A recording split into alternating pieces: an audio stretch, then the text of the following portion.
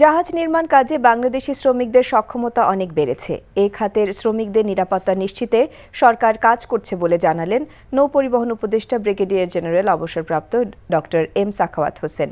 দুপুরে মুন্সিগঞ্জের গজারিয়া উপজেলার নয়ানগরে 3 অ্যাঙ্গেল শিপইয়ার্ডে বিআইডব্লিউটিসির বিভিন্ন ধরনের নৌযানের নির্মাণ কাজ পরিদর্শন শেষে সাংবাদিকদের এসব কথা বলেন তিনি। শিপইয়ার্ডে 18টি নৌযানের নির্মাণ কাজ চলছে।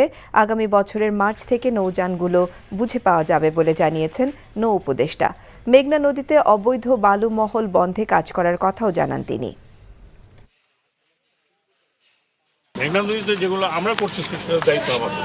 আমরা কিন্তু কাউকে ইজারা দিই না, আমরা নিজেরা ড্রেজার দিয়ে উঠাই, তারপর ওগুলোকে আলটিমেটলি বিক্রি করি।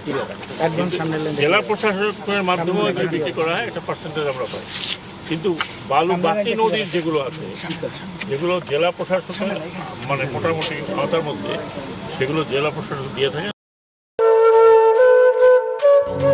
তুমি বাজে কথা বলবেন। আপনি কি বলতে চাচ্ছেন? এই চাঁদনি আপনার গায়ে এসে পড়েছে? আজে বাজে লক্ষ্য থাকার।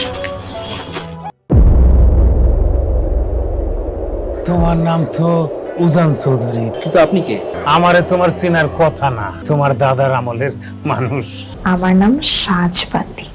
চাঁদনি, আবার কবে দেখা হবে? আমি ওসমান।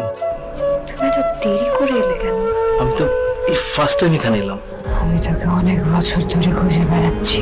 এই সব কিছুর জন্য তুই দায়ী।